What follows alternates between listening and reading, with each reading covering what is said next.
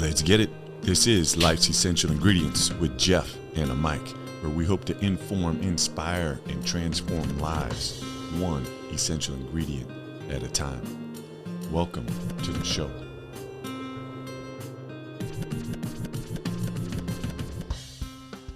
Listeners, you're going to get tired of this, but we back, baby. And now my Pasho is really back because he's been gone. I missed him. He's been working.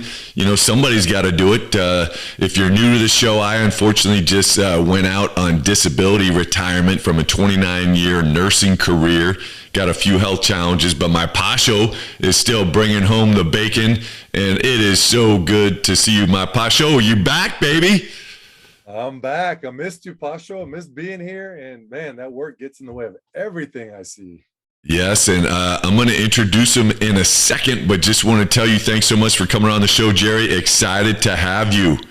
Yes, and so listeners, before I get too fired up, I just want to say thanks. You know, Mike and I really appreciate you tuning in. Unbelievable that we're in 27 countries. Got some people tuning in on a regular basis. Life's Essential Ingredients is part of C4 Leaders, a nonprofit based in Northern California that uses pizza, baby. Pizza to bring people together. Very excited. I need to do a better job of this, but we just authored our first children's book that's part of the Pizza Day series, We Rise Together.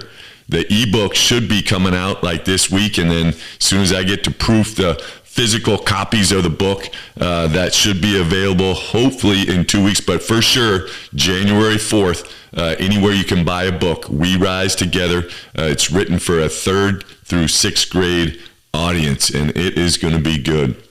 But let's get into the show because we have Jerry Fu coming from Houston, Texas. First thing, where you can find our amazing guest.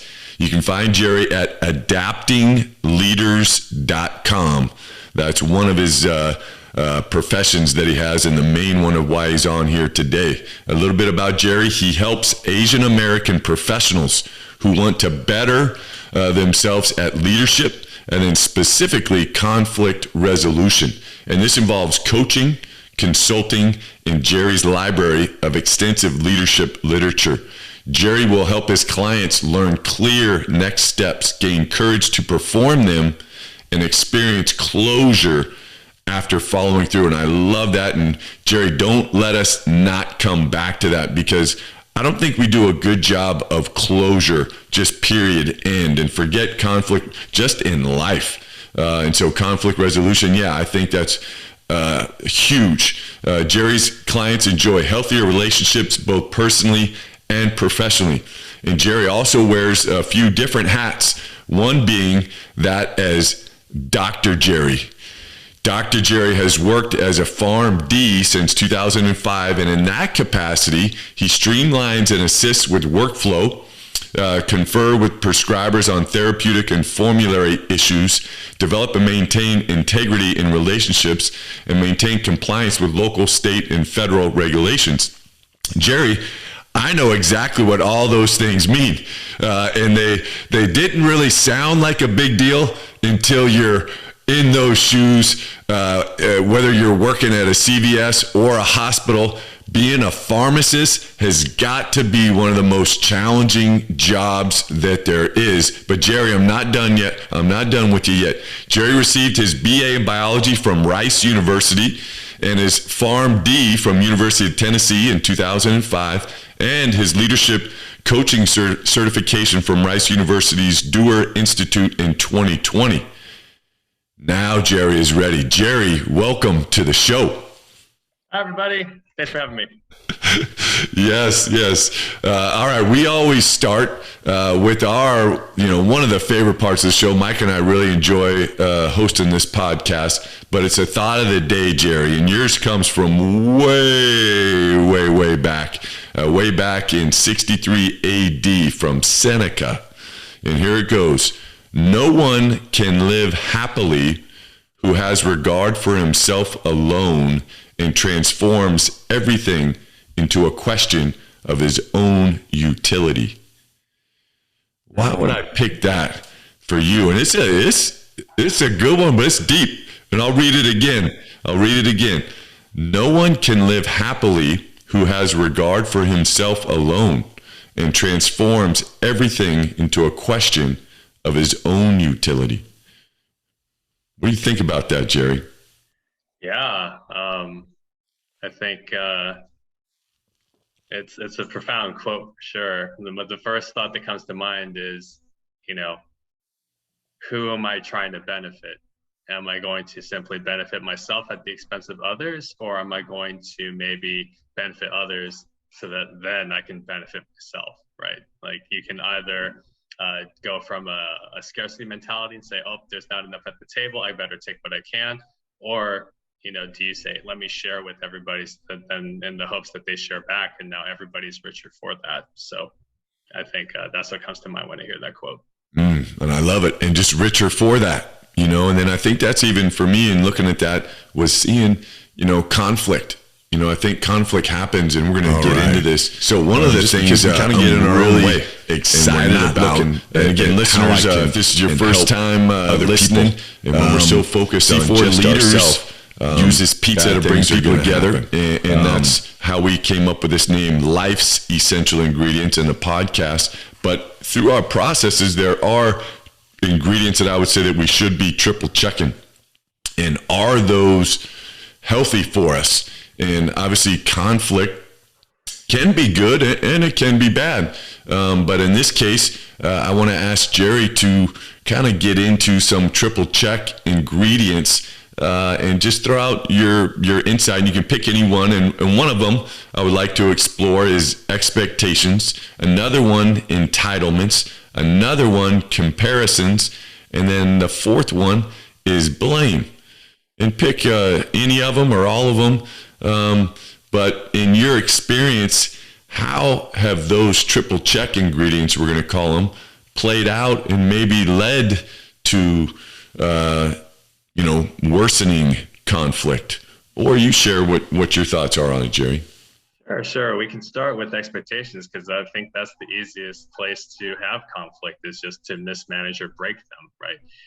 Someone shows up, 5 minutes late to a meeting, right? Was there a clear expectation set beforehand? And even if there was, were there any consequences for being 5 minutes late, right? So I think that's the first thing that comes to mind. Entitlement, yeah. Like when people feel entitled, they get mad at the world, and they're causing their own conflict, right? They don't think maybe life is as fair as they ought. That is as it ought to be. Next thing you know, right now, they just have this unresolved frustration, right, that they have to take care of. Blame, yeah, that's the easy way to resolve a conflict, right? It doesn't accomplish anything, but it is the easiest thing to do, is just finger point, right? So there's a weird shift between blame and responsibility, where on one hand, blaming and saying, okay, who's to blame here versus who's responsible, right? There's a sense of ownership that's lacking on the blame side, right? Because usually people, when they blame, they don't blame themselves, or if they do, they usually beat themselves up to an unhealthy degree, right? So those are some of the thoughts that come to mind. But usually it starts with expectations, because either they are unspoken or they are, implied, and everyone keeps saying, "Oh yeah, you need clarity, clarity, clarity," and it's like, well, are we really clear? How do we make sure that things are clear?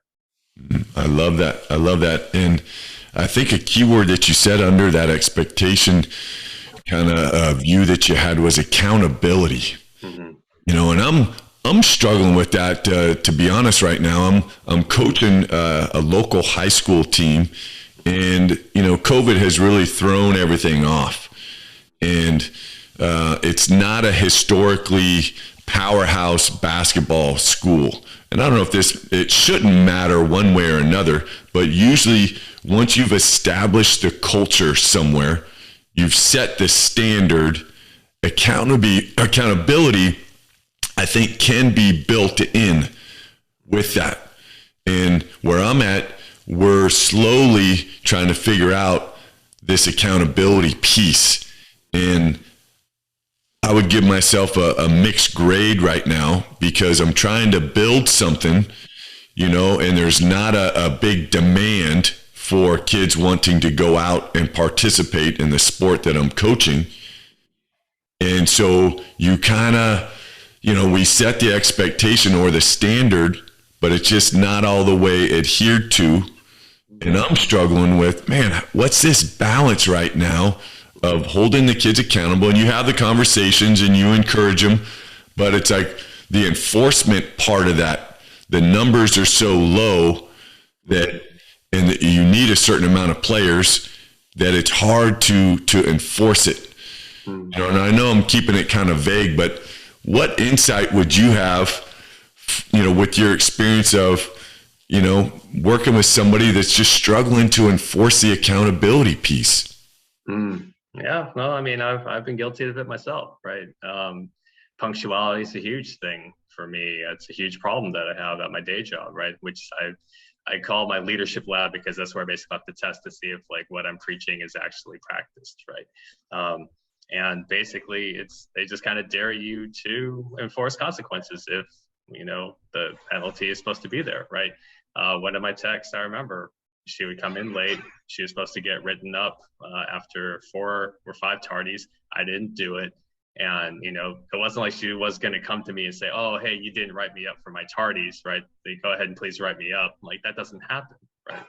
And it got to a point where we should have fired her based on the rules that we put in place. And it's like, if you don't follow through as a leader for rules and expectations that have been established, then ultimately they're going to lose respect for you. And it's really tough because, we're the same way. We said, well, good help's hard to find. We don't want to spend the time to fire her and then retrain somebody. So what do you do, right? Part of what's helped me is when, buy-in is much easier when the players are involved, right? Where like everyone has to say in what kind of expectations they think are fair. I'll give an example. So whenever we teach leadership workshops, we always give the group a chance to establish some of their own house rules, right? And we just say, hey guys, what do you think would maintain the integrity of this group? And they'll say things like, listen without interrupting, right? Listen without judgment, stay off your phone, be present.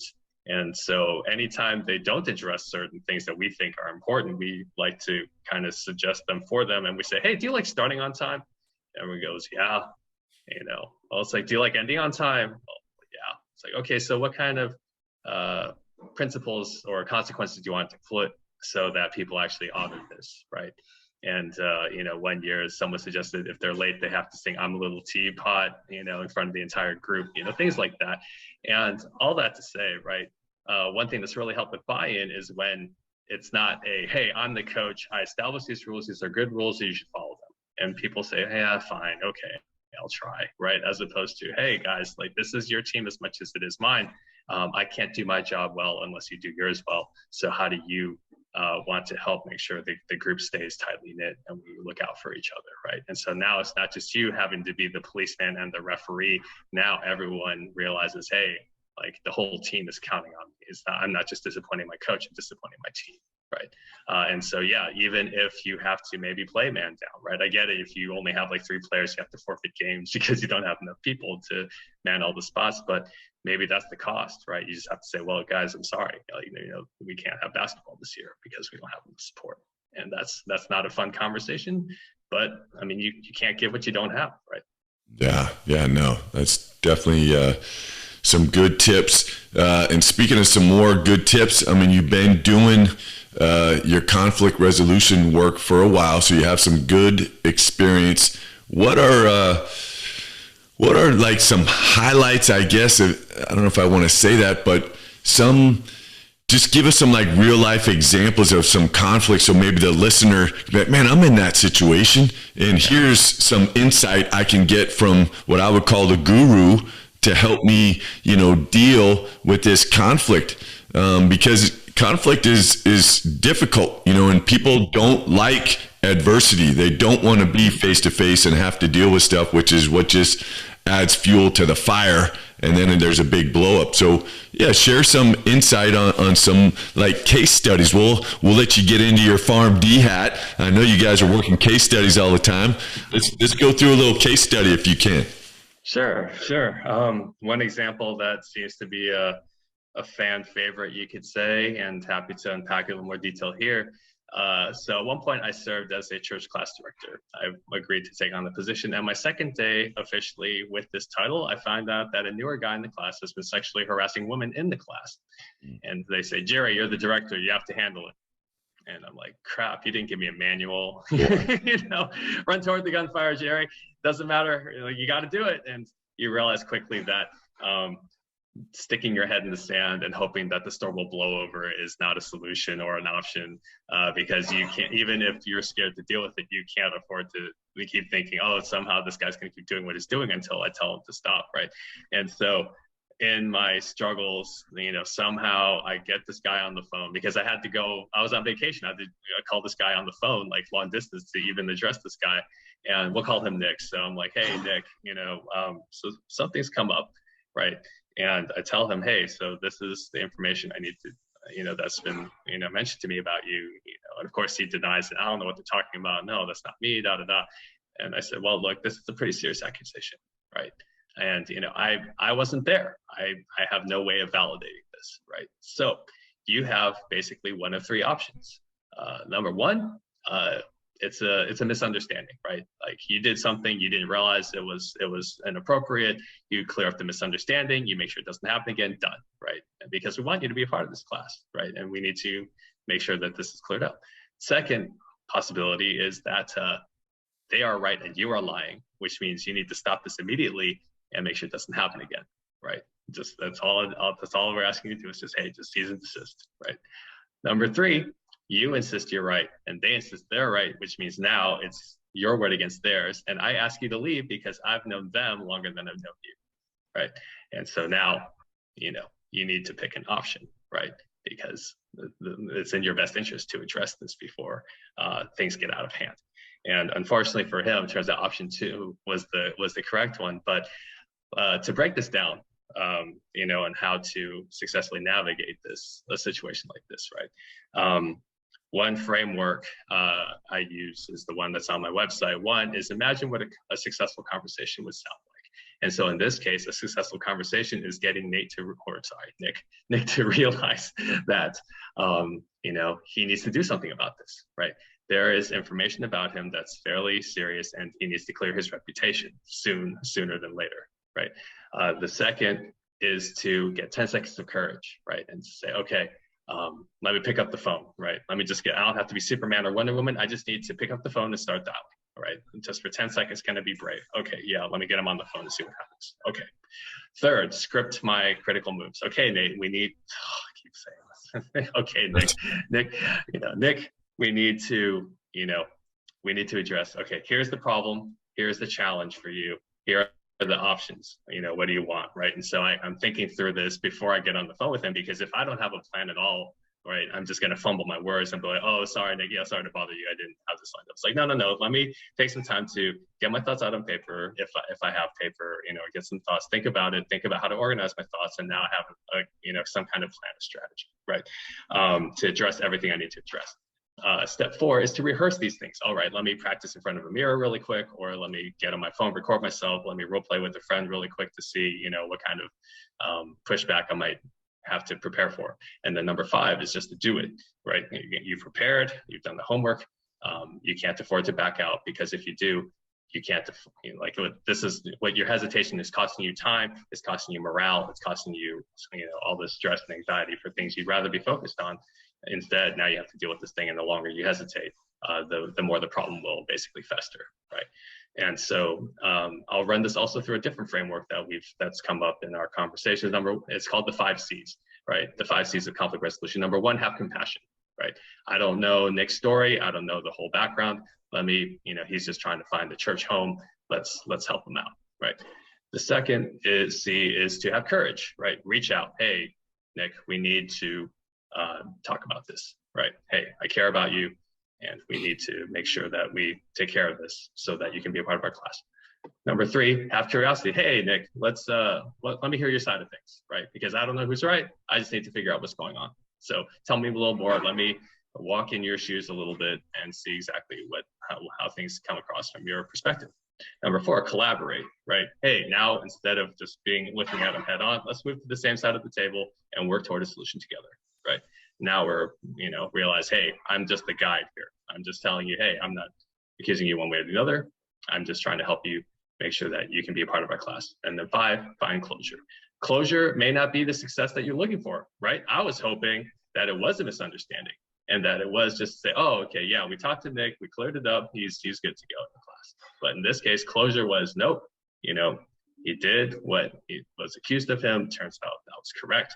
And now you have to leave, Nick, right? Because we can't have anyone doing this. So that's another way of looking at it. So this is the kind of thing, right, that we're trying to help people navigate. Maybe to not those extents, maybe not to those stakes, but whether it's work where you have to fire someone, or you have to deal with the boss that you're trying to get a raise from, or even a difficult roommate, right? Same thing. Oh, that was a good scenario. Thank you, Jerry. Hey, I'm listening to the scenario, and to me, the toughest part seems to be the courage.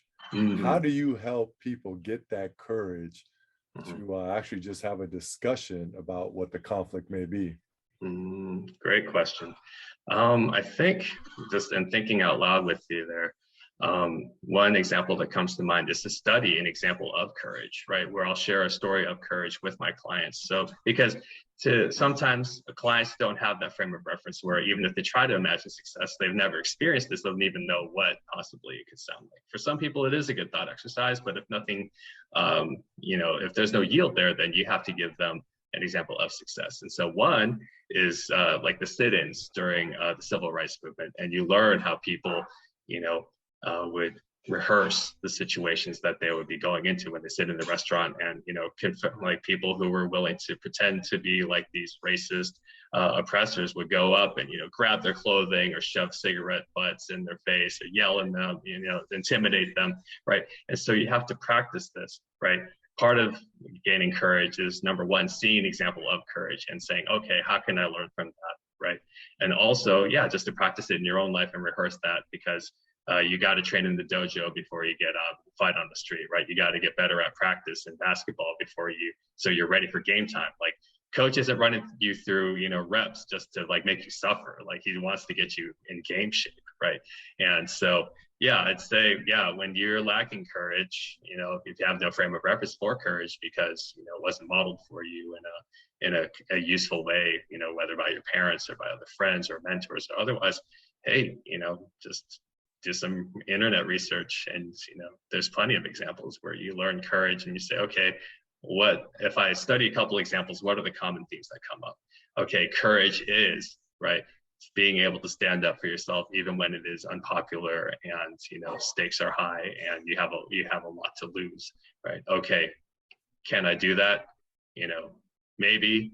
Okay, well, what would give you more confidence? And so, okay, let's help you say, hey, even if failure happens, like, I'm okay because at least I got what I said, what was on my mind, and I can go home knowing that I don't have that regret having all of this things that I wish I had left, that are still unsaid. Very good. I love see examples, and I love how you're saying, hey, maybe the person just hasn't been in a position to know, what courage really looks like, or to know or to imagine what a successful conversation, looks like within the conflict management kind of scenarios. Yeah, that's powerful. Don't know if it's your expertise, but it's something I'd like to talk about a little bit. But do you know of any kind of link between technology / distraction leading to increased conflict?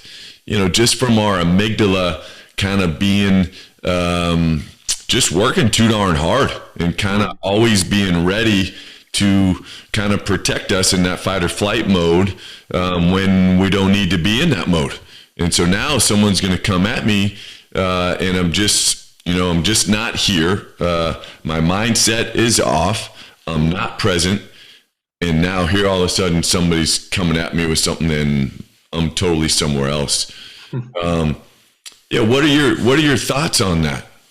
I guess my initial response would just to be, if you're distraction prone, right? Like, you're not going to handle conflict while you're distraction prone, right?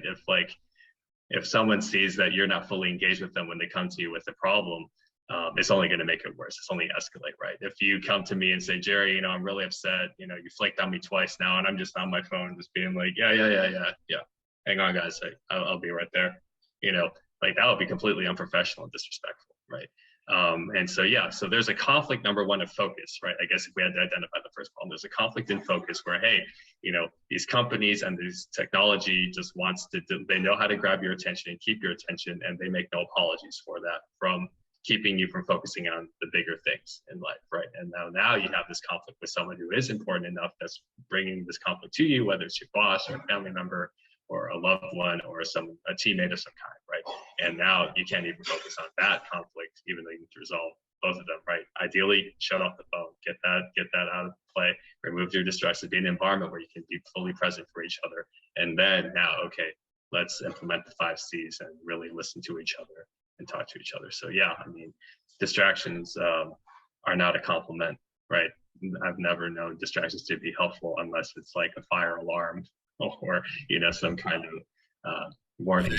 Vent alarm going off. Yeah. Monitor patients in SVT. Yeah, we need something to increase the awareness.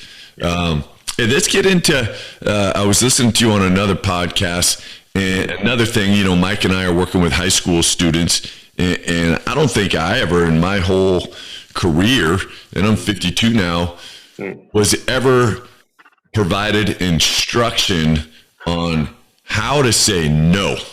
Ooh, yeah. And I think sometimes we have this conflict within our own self of we don't know how to do that, and so we'll agree to do something, but deep down we kind of know I'm not really going to do it, and then it's potentially going to lead to a conflict. Have you seen kind of that, and what advice would you give to teach somebody, kind of the power of no? Yeah, great question. I've struggled with this many times. So happy to tell my own journey. So here's an example I've not shared before. This is fresh content for you guys of the cost of what happens when you don't say no, right? To really quick to preface this, right? Think of some scenarios where it would be okay to say no, right? For instance, if you're running a business and a friend of yours comes up to you and says, hey man, times are hard, I need a job. Do you say yes just because they asked? You thank them for their initiative and their boldness, but if you don't have the money and you have no idea if they're a good fit for the role that they need to fill, if they're just like banking on your friendship to like give them a handout, no, and the answer is no, right? But the example that I'm still living with is, I'll give an example. So I'm at this gym, right? I went to go work out at this gym, and one of the guys there's like, hey man, you want a free workout? And I'm like, yeah, sure, okay. So he, pushes me to my limits, and then he sits me down and he's like, look, man, you got to sign up for these personal training sessions, like and I'm like, no, I don't need them. He's just like, no, are you kidding? I just worked you out and showed you couldn't keep up with my workout. And technically you can adjust any workout harder than what a person's capable of and make that argument. Right. But anyway, so he's like, you got to buy this, you got to buy this, And I was just so afraid to say no at that point because he was just twisting my arm, even though it's fully my decision. I could have just gotten up and said, hey, sorry, man, I'm going to go now. Peace out. Right. I could have done that. But in my attempt to people please him right now, I signed up for like $500 worth of personal trainer lessons. And even worse, right now that I'm not only out $500, the guy he ends up, assigning me pushes me so hard that like I have a neck strain I'm still dealing with. This is 7 years ago, guys. And I have this neck strain that I'm living with because I signed up for personal lessons or personal training lessons I didn't need. And, after that, I was just like, I'm done with this gym, right? And the guy's like, oh, yeah, I got $500, I'm just like, you lost a lifetime customer, pal, right? But he's not around to hear that. And that's okay. But, right. So so the question is this, if you're willing to say yes to this, what are you willing to say no to? Oh, I'm willing to say no to myself because now that I have to spend time and money on some activity I'm not that interested in, right? Instead of saying, hey man, no, it's okay. Maybe next time or something like that, just to say, hey, and even have to add that, just say, look, I'm not that interested, right? But we're so caught up in people don't like to say no and I don't like to hear no. But I've learned the hard way, right? You'd rather just set that expectation from the beginning and spare yourself a lifetime, right, of suffering or regret because you're just like, why didn't I just say no to this? Yeah. And it kind of goes back to your examples before of your 5 C's and then the courage. And I love hey, seeing or studying an example of courage, back to your rehearse, when I'm in these situations, and then imagining kind of what you want. And yeah, I just think, I think we don't do that enough. And that kind of leads me, into decision making. It kind of goes back into the same thing of, when do we really learn how to make decisions, and we'll use that as an example for you. But if you had a methodology like you do for helping your clients at that time, and life always has to happen for us. And then we learn these hard lessons, and then we're okay, now looking back, here's what I would have did differently. But if we can empower, the listeners a little bit of figure out, how do you, and there's not a right or wrong answer for this, but how do you make decisions? So then when you're in all these different situations, you use that methodology. Hey, does it meet my criteria, whatever that is? And then, okay, that's a good decision for me. Oh, no, it doesn't meet the criteria. Got nothing to do with you, buddy, personal trainer, but no, that's not a good decision for me. So in your experience now, do you have a methodology or a framework that you use for making decisions? Yeah. One I can suggest that's really good that I've tried to use, and then I'll go into some of my own personal takes on it. There's a great book called Decisive by the Heath brothers that talk about a framework on how to avoid a lot of the neurological biases that we tend to fall into as humans. That is called the WRAP framework. W stands for widen your options. R stands for reality test your assumptions. A stands for attaining distance, and then P stands for prepare to be wrong. So in that case, right, widen your options. If it's, do I fire this person or not? Okay, that's spotlighting. All right, maybe there's a third option. Instead of just training or terminating, maybe we transfer them, right? So maybe you think, oh, what other options are there instead of just this or that, right? Reality test, hey, why test when you can know? Well, why guess when you can know, right? Hey, this person says he's good at basketball. Okay, do I interview him and just ask him if he knows what he's talking about, his X's and O's, or do I see if he can actually do a drop step correctly on the court, right? Nice. What's the better way, right? Yeah, I love basketball too. So good knowledge. Throwing that drop step. Yeah, that's good knowledge, Jerry. Keep going. Yeah. So attaining distance, right? Maybe ask yourself the question, like, oh, I don't know if I should ask out this girl. And you say, well, okay, how would I feel about this 10 minutes from now? Okay, if she says no, it'll hurt a little bit. How would I feel about this 10 months from now? You know what? That sounds like that's barely a blip on the radar, right? How would I feel about this 10 years from now? Wow, that's nothing. Yeah, I'm going to ask her out, right? Even if she says no, it's barely a fraction of my life, right? And then P, prepare to be wrong. They talk about bookending, where they say, okay, what could go wrong and what could go right? And so when the company that made soft soap was looking to start to expand their market, they realized, hey, no, we don't look only for the things that could cause the company to fail. We look to see at things that if we succeed, that would be problems, right? And so they actually took that foresight allowed them to lock up all the plastic bottle manufacturers for their liquid soap, so that other companies couldn't even break the market for another 2 or 3 years because they had exclusive contracts, right? And so that's one framework you can use. And a simpler one, I guess, that I use just to kind of give my own compass is to ask myself, if something comes up, right, an opportunity comes up, and I have to ask myself, okay, does this help? Does this help with, is this consistent with leadership? Is this consistent with building my business? Is this consistent with, important relationships in my life? Does this activity or opportunity align with any of these things? And if the answer is no, it might be a great opportunity. There are plenty of nonprofits doing great things in third world countries, but I can't support all of them, right? It's just at some point I'm going to have to say no, because otherwise I'm saying no to my own bank account, because 20 people asked for handouts and I felt bad about saying no to any of them. So now I'm the one that has to deal with an empty bank account because I wanted all of their approval and thank yous, to support them. Yeah, no, I love that. And I the one, what's Decisive and who wrote it? Chip and Dan Heath, Okay. HEATH. Yeah, they wrote 5 books. I recommend that for any leader. Made to Stick, Switch, Power Moments, and Upstream are the other 4.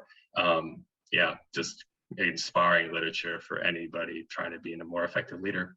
Nice. I love that. And I love those books, and I have not heard of the brother, so I'm going to have to check into it. But I love out of the rap, the one that really, all those are amazing, but I love the attain distance.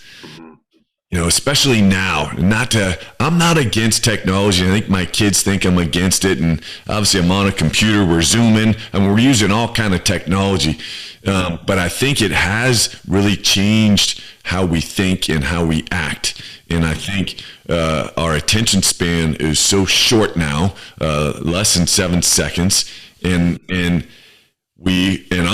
crazy guilty of this, of being impulsive. And I just, for me personally, that attain distance, let me just pump my brakes a little bit, you know, and think this through. And I love how you say, is it going to matter in a month? Is it going to matter in a year? Is it going to matter? Okay, let me think about it first before I just immediately get into it. So thank you so much for sharing that.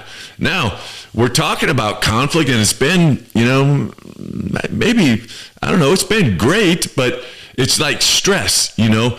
There is good stress and bad stress. And I imagine, you know, conflict is a great opportunity to grow and to appreciate different cultures and different thoughts and just overall diversity. Maybe get a chance for you to explore and explain, you know, healthy conflict versus unhealthy conflict. Yeah, great question. So healthy conflict is, one example of healthy conflict is current version of me versus future version of me, right?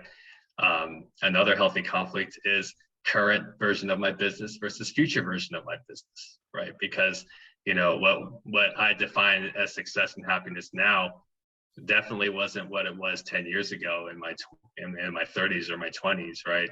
And it won't be true. I mean, it may or may not be true when I turn, you know, when I hit my 50s, right? And so because I joked on another podcast, at one point I said, you know, success is being able to play my 8-bit Nintendo on a big screen TV. Like, that was the extent of my happiness, right? My world was so small. And, you know, now, right, my idea of happiness and success involves, you know, having a passive income stream that allows me to free up time and money and energy for things that are really important to me, right? And, you know, so yeah, the same thing with businesses, right? What's making money for you now may not be true 5 years from now, right? Another example from Decisive was, you know, Intel's story, where they used to make money in memory chips. Their market share started to decline ever so slightly, but you know, intently, and they already were working on these microprocessors. And the CEO was dealing with this really bad dilemma of, okay, do I cut off the memory chip business to focus on, you know, the processor business? And all these people in the you know, the company were giving pushback. No, we're still making plenty of money. We still need to make this viable. And he asked himself, what would my successor do? And he said, you know what? The successor has no emotional attachment to what was previous. If this is what's growing, this is what we're going to bet on. And he says, why do I have to get fired just to realize this? Why don't I just do this myself? And he saved his job, he saved the company. And yeah, so that's healthy conflict, right? When you realize, hey, you know, what's working for us now may not work for us 5 years from now. We need to keep innovating and staying ahead of the curve. And same thing with ourselves, right? We need self-development is by default a conflict. Working out by default is a conflict, right? Physical fitness is a conflict between what you settle for now and, you know, what you're willing to work toward. So, yeah. I love it. Hey, change it up a little bit, and then we're almost wrapping this baby up. But, you know, the show is called Life's Essential Ingredients. What is the best thing that you do for you? And that's a loaded question. But what is the best thing that you do for yourself right now? Sleep. Hey, you already know that's huge. So yeah, what is that? And I get your role as a pharmacist. Yeah, it's got to be a challenge, and then having your business with the leadership. Okay, so why'd you pick sleep? Oh, because, you know, if you're not well rested, right, you can't get anything done, right? There's a great book by Greg McKeown called Essentialism, and he talked about this weird statistic about how having someone pull an all-nighter was the equivalent of having a blood alcohol level that was, you know, enough to be drunk. And it's like, why would we have this double standard of working so hard to burn the midnight oil and trumpeting this work ethic of being overworked, and then technically would have to fire them the next day, because they're so disoriented, the same way a drunk person would be, right? And so, yeah, self-care at this point, when you realize sleep is essential. Okay, I don't care how many people make fun of me for taking an afternoon nap, because that's another Chinese stereotype or an Asian stereotype, is they like to take afternoon naps. My mom was a big proponent of it, even at her CPA firm back in the day. And it's so funny to hear people say, "Oh, that's so Chinese." But anyway, that's a whole other conversation. I just realized, sleep is a wonderful thing, and Ludlum talks about in his Born trilogy, rest is a weapon, but it is. The more you take care of yourself so you can be fully present and focused, the better. Jerry, just to let you know, I'm Croatian, and we're heavy into napping also. Oh, especially beautiful. During the summertime. Oh, yeah. Yes. Amen. Just to refresh the mind a little bit. Absolutely. Exactly. And the Spaniards as well. They have descanso. My daughter is living a big yo. If you're listening, I miss you. I love you. And you or maybe you're taking a nap, but from 2 to 5 in the afternoon, everything shuts down.